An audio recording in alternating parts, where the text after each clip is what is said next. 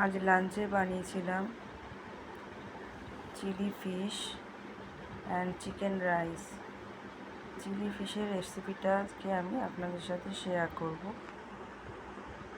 এর জন্য ভেটকি মাছের ফিলেগুলোকে আমরা ছোট ছোট করে পিস করে নিয়েছি। এবার এর মধ্যে আদা রসুন একটা পেস্ট বানিয়ে নিয়ে তার মধ্যে দেব, আর ধনেপাতা পুদিনা পাতার একটা পেস্টও বানাতে হবে। এবার ফিশের ওপর আস্তে আস্তে আদা রসুনের পেস্ট, গোলমরিচ গুঁড়ো, নুন আর লেবুর রস আর ধনেপাতা আর পুদিনা পাতার পেস্টটা আমরা দিয়ে ভালো করে মাখিয়ে রাখবো।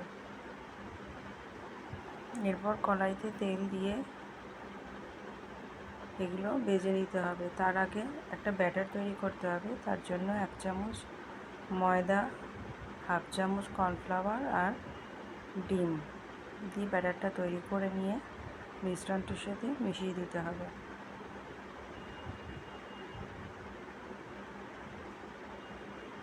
এবার পকোড়ার মতো করে চিলি ফিশগুলোকে ভেজে নিয়ে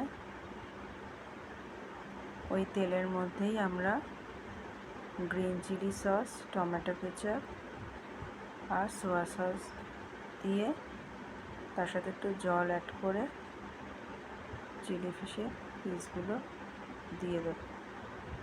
একটু মাখা মাখা হয়ে গেলে জল আর কর্নফ্লাওয়ার মিশিয়ে সেটা আমরা দিয়ে দিলেই রেডি চিলি ফিশ।